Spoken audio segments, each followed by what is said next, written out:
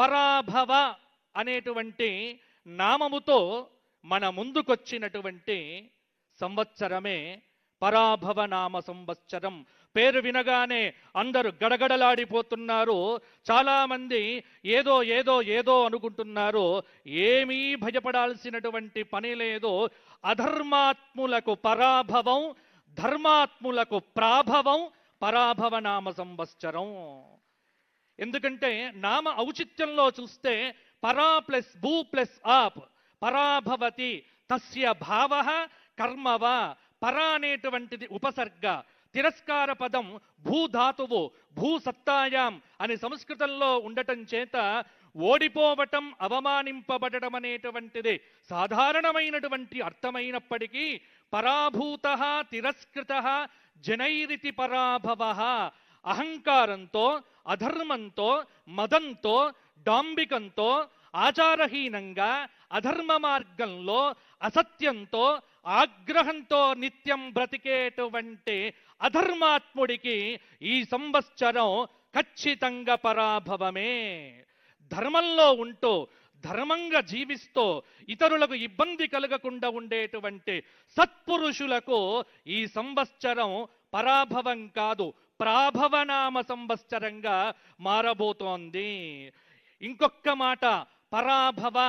పరా అంటే దేవీ భాగవతం ఇత్యాది పురాణాల ప్రకారంగా తీసుకుంటే పరా ప్రత్యక్షితి రూప పశ్యంతి పరదేవత. పరా అంటే పరాశక్తితో కూడినటువంటి పరమాత్మ అనేటువంటి అర్థంలో కూడా తీసుకోవచ్చు. పరాస్య శక్తిర్ వివిధైవ శ్రూయతే. పరాశక్తి అంటే సృష్టికి ప్రారంభ దశలో ఉన్నటువంటి శక్తి పరాశక్తి.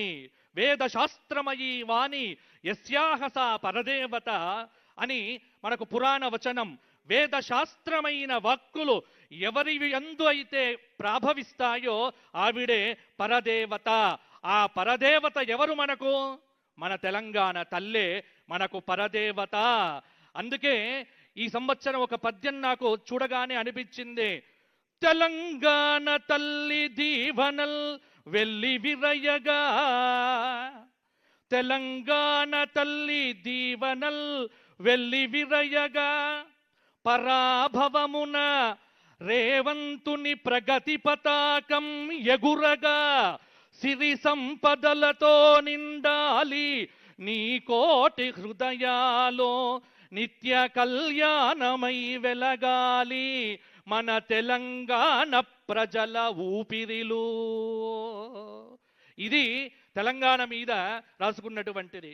ఆ తెలంగాణ తల్లి పరాశక్తి దీవెనలు వెళ్ళి విరిస్తే అద్భుతమైనటువంటి ఏకఛత్రాధిపత్యంతో పరిపాలన కావించటానికి ఆ శక్తిని మా ముఖ్యమంత్రి మాన్యులు శ్రీ గౌరవనీయులైన రేవంత్ రెడ్డి గారికి ఆ తల్లి ఇవ్వగా ప్రగతి పతాకం అనేటువంటిది ఎగిసిపడి ఈ సంవత్సరం నా తెలంగాణ కోటి రతనాల వీణ సిరి సంపదలతో, పాడి పంటలతో, భాగ్యముతో వృద్ధి పొందుగాక అని ఆ పరాశక్తిని ప్రార్థన చేస్తూ, ఆమె ఎక్కడ ఉంటుంది అంటే అయ్యవారున్న చోట ఉంటుంది.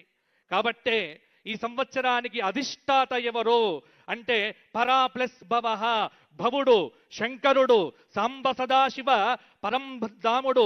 ఈ సంవత్సరానికి అధిష్టాత మంచి గుర్రములచే ఉన్న రథంలో 4 భుజములతో, అభయ వరద హస్తములతో, పరశువుతో, అగ్నిశిఖతో, వరుణ వాయుదేవులతో లోకహితమై చర్చలు చేసేటువంటి నర్యాపసహ అనే పేరు కలిగినటువంటి అగ్నిస్వరూప రుద్ర శంకరుడే ఈ సంవత్సరానికి అధిష్టాత.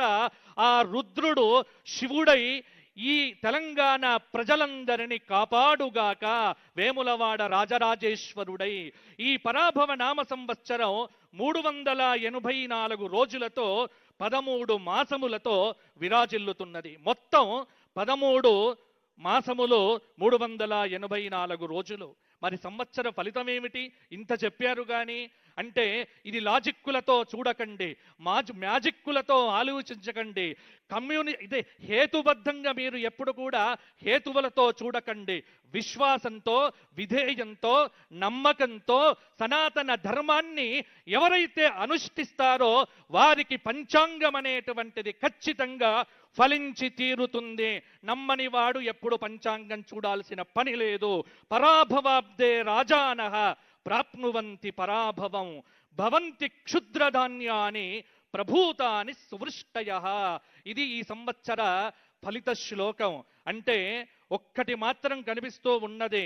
ఏమిటి అంటే పరాభవనామ సంవత్సరంలో ఆధిపత్యం కోసం పోరాటాలు జరుగుతాయి. ఏ ఆధిపత్యం? ఇంట్లో భార్యాభర్తల మధ్య ఆధిపత్యం, లేకపోతే పరిపాలనలో రాజుకు మంత్రులకు మధ్య ఆధిపత్యం. ఇలా చాలా చోట్ల ఆధిపత్యాన్ని కోరుకునేటువంటి మనుషులు ఎక్కువైతారో, కానీ ధర్మంగా ఉన్నటువంటి వాడు ఖచ్చితంగా నిలబడి విజయాన్ని సాధించగలుగుతాడు. ఎవరు పరాభవించబడతారో అంటే అసహనం కలిగినటువంటి వాడికి పరాభవం తప్పదు. ఈ సంవత్సరం క్షుద్రధాన్యములు ఫలిస్తాయి. ఇంకొక మాట, ఈ సంవత్సరం వర్షాలకు తిరుగులేదు. నైరుతి ఋతుపవనములు బ్రహ్మాండంగా వచ్చేస్తున్నాయి. ఈ సంవత్సరం తెలంగాణలో ఎక్కడ చూసినా అద్భుతమైనటువంటి ఆ గంగమ్మ యొక్క, గోదావరి తల్లి యొక్క ప్రాభవ వైభవ ప్రవాహములన్నీ కూడా నా తెలంగాణను వ్యవసాయ తల్లిగా మార్చి అందరికీ కడుపు నిండా అన్నం పెట్టి రైతులందరికీ ఆనందాన్ని పంచేటువంటి సంవత్సరంగా ఈ సంవత్సరం మనకు వచ్చింది.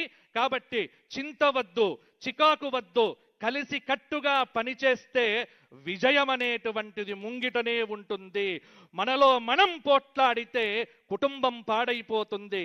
కాబట్టి అందరూ కూడా సమిష్టిగా, చైతన్యవంతంగా, ఒకే మాట, ఒకే సిద్ధాంతం, ఒకే విజయం. అదే ఈ పరాభవ నామ సంవత్సరం. ఈరోజు గురువారం నాడు వచ్చింది కాబట్టి రాజు గురువయ్యాడు, మంత్రి కుజుడయ్యాడు, సేనాపతి చంద్రుడయ్యాడు, సస్యాధిపతి శుక్రుడయ్యాడు, ధాన్యాధిపతి బుధుడయ్యాడు, అర్ఘాధిపతి రవి అయ్యాడు, మేఘాధిపతి చంద్రుడయ్యాడు, రసాధిపతి రవి అయ్యాడు, నీరసాధిపతి శుక్రుడయ్యాడు. మొత్తం 9 మంది నాయకులు మనకు పరిపాలన చేస్తున్నారు. ఈ 9 మంది నాయకుల చేతనే మేము పంచాంగం అనేటువంటిది చూసి రాస్తాం. మా సిద్ధాంతం ఎలా ఉంటుంది అంటే, దీనిలో ఎక్కువ మంది శుభాన్ని ఇచ్చేటువంటి వాళ్ళుంటే ఈ సంవత్సర ఫలితం బాగుంటుంది అని రాస్తాం. ఇది సిద్ధాంతంలో ఉండేటువంటి రహస్యం. అందుకే ఈ సంవత్సరం 7గురికి శుభాధిపత్యం వచ్చింది గ్రహముల్లో, 2 పాపులకు పాపాధిపత్యం వచ్చింది. అంటే అర్థమేమిటి? శుభాధిక్యత ఎక్కువ, పాపాధిక్యత తక్కువ పరాభవ నామ సంవత్సరంలో. 21 మంది ఉపనాయకులలో 16 మందికి శుభ ఆధిపత్యం వచ్చింది. ఇంకొక గొప్ప విశేషం ఏంటంటే, ఈ సంవత్సరం మనకు పరాభవ శ్రీరస్తు విజయస్తు శుభమస్తు ప్రజలకు పరాభవయేట ప్రబల జయము. తెలంగాణ మాగాన సిరి సంపదలతోడ తలతలలాడగా ధన్యమవగా పాలనా దక్షత పరగు రేవంతుని కమ్మని దీవనల్ కలుగవలయు. బాచంపల్లి తనదు భక్తి పూర్వకముగా ఇచ్చు ఆశీస్సులు హెచ్చవలయు. తొలగిపోవాలి ఆపదల్ తొందరగా కలుగవలె శాంతి సౌఖ్యముల్ క్రమముగా. ధర్మ మార్గమున ధాత్రి వెలుగా అందరికి గలుగుగావుత అక్షయముగా. ఈ సంవత్సరం గురువు రాజయ్యాడు అంటే మంచి ధార్మికుడైనటువంటి వాడికి రాజ్యాధిపత్యం వచ్చింది. భయపడాల్సినటువంటి పని లేదు. నేనేమైనా మంచిదే కానీ నా ప్రజలు బాగుండాలి అనేటువంటి తపన రాజుల యందు పరిఢవిల్లుతుంది. ఎప్పుడైతే ఈ భావన ఉంటుందో పరిపాలన అనేటువంటిది సంక్షేమంగా ముందుకు సాగుతుంది. ఇంకొక మాట, వర్షలగ్నంలో అలాగే జగల్లగ్నంలో రవిచంద్ర శుక్ర శనులు, చతుర్థ కేంద్రంలో బృహస్పతి, షష్ఠ స్థానంలో కేతువు, వ్యయంలో కుజ బుధ రాహు స్థితి, తెలంగాణ ఆవిర్భావ చక్ర ప్రకారంగా రాష్ట్రంలో సుపరిపాలన చెయ్యటానికి అనుక్షణం రాజు తహతహలాడిపోతూ ఉంటాడు, ప్రయత్నం చేస్తూ ఉంటాడు. మీనలగ్న ప్రభావం వల్ల తెలంగాణ రాష్ట్ర పరిపాలనలో వ్యూహాలు, ఆలోచనలు, బాధ్యతాభావం అనేటువంటిది ఈ సంవత్సరం చాలా వరకు పెరుగుతుంది. లగ్న దశమాధిపతి అయినటువంటి గురువు చతుర్థ భావంలో ఉండటం వల్ల పరిపాలనలో ప్రజా సంక్షేమం, భూమి, వ్యవసాయం మొదలైనటువంటి అంశాలకు అద్భుతంగా ప్రాధాన్యం పెరుగుతుంది. ముఖ్యంగా గ్రామీణాభివృద్ధి, వ్యవసాయ రంగం వల్ల రాష్ట్ర ప్రభుత్వానికి ఈ సంవత్సరం పేరనేటువంటిది వచ్చే అవకాశం కూడా ఉంది. ద్వితీయ నవమాధిపతి అయినటువంటి కుజుడు ద్వాదశంలో ఉండటం వల్ల ఆర్థిక వ్యవహారముల యందు కొంత జాగ్రత్త ఈ సంవత్సరం కూడా పడవలసి వస్తుంది.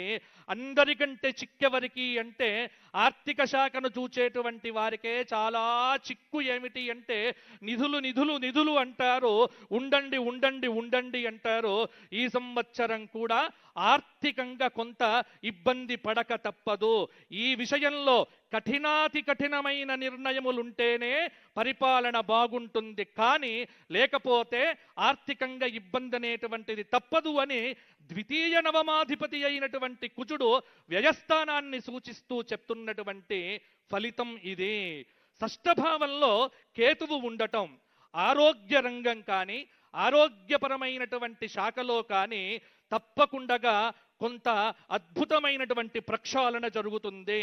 ముఖ్యంగా ఆసుపత్రులు, ప్రజా ఆసుపత్రులు, ప్రజలందరికీ ఆమోదయోగ్యమైనటువంటి వైద్యం అందించటానికి మంత్రివర్గం అందరూ కూడా కంకణం కట్టుకొని నిలబడటం ఈ సంవత్సరం మనందరికీ కూడా ఒక అద్భుతమైనటువంటి విషయం అని చెప్పవచ్చు. చతుర్థ సప్తమాధిపతి బుధుడు ద్వాదశంలో ఉండటం వల్ల ఒప్పందాలు, భాగస్వామ్యం, ఇతర రాష్ట్రాలతో నీటి పంపకాల వ్యవహారాలు ఇవన్నీ కూడా జాగ్రత్తగా అడుగులు వేయవలసి వస్తుంది. ద్వాదశ భావంలో బుధ రాహు కుజ ప్రభావంతో రాష్ట్రానికి ఖర్చులు అనేటువంటివి బాగా పెరుగుతాయి.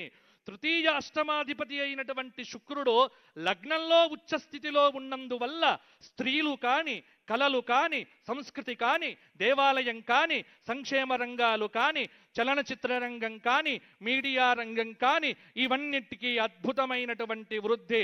నేను గత సంవత్సరం కూడా చెప్పినటువంటి మాట ఏమిటి, మీడియా వాళ్లకు న్యూస్లు క్రియేట్ చేయాల్సిన పని ఉండదు.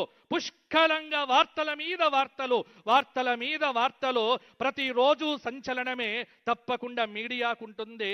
చలనచిత్ర రంగంలో అద్భుతమైనటువంటి విజయాలు కూడా ఉంటాయి. తెలంగాణ రాష్ట్రంలో కావచ్చు, లేకపోతే భారతదేశానికి సంబంధించిన కావచ్చు, ఇద్దరు స్త్రీలకు అంతర్జాతీయ ఖ్యాతి లభించే అవకాశం కనిపిస్తుంది. ఉన్నత పదవుల్లోనైనా, ఇంట్లోనైనా, ఎక్కడైనా, ఎలాగైనా, ఏమైనా స్త్రీలకు సంబంధించిన ఆధిపత్యం సుస్పష్టంగా పెరిగే అవకాశం కలుగుతోంది. కాబట్టి మగవాళ్ళు పరాభవం కాకుండా జాగ్రత్తగా ఉండండి అని పంచాంగం చెబుతోంది. ఇక సప్తమ దశమాధిపతి గురువు లగ్నంలో ఉండటం తెలుగు రాష్ట్రాలకు చక్కటి ఒక ప్రేమతత్వంతో, ఒక ఒడంబడికతో పరిపాలన అనేటువంటిది చేయటానికి కేంద్ర ప్రభుత్వం దగ్గర నుంచి పోరాటం చేసి నిధులు సాధించేటువంటి అవకాశం కనిపిస్తూ ఉన్నది.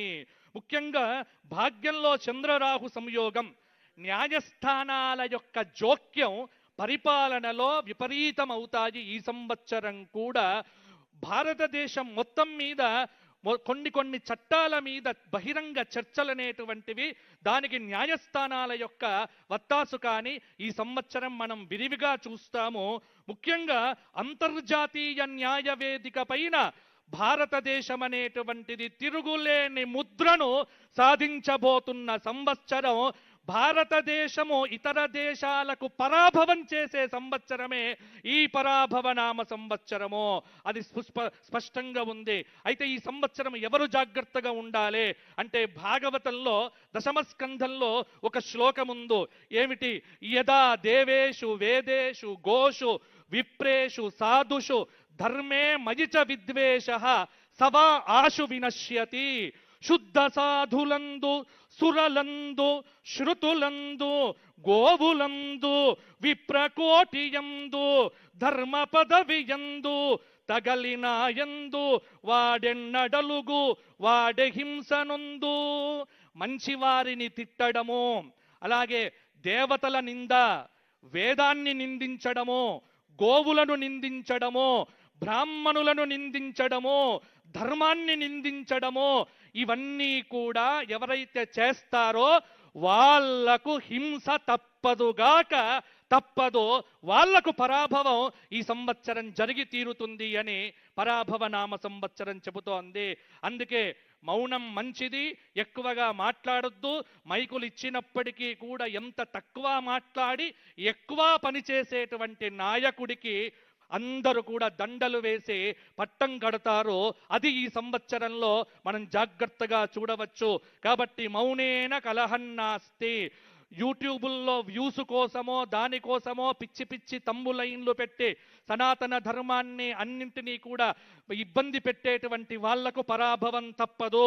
తృతీయాధిపతి రవి లాభంలో ఉచ్చస్థితిలో ఉండటం రాష్ట్రం బృందానికి బలమైన స్థిరమైన అనుకూలత అనేటువంటిది కలుగుతుంది. ఈ సంవత్సరం ఇక ఇంతసేపు చెప్పింది కాకుండా ఈ 2 నిమిషాలు ఒక్కసారి మీరు వినండి. ఇంతసేపు చెప్పినది ఒక ఎత్తు,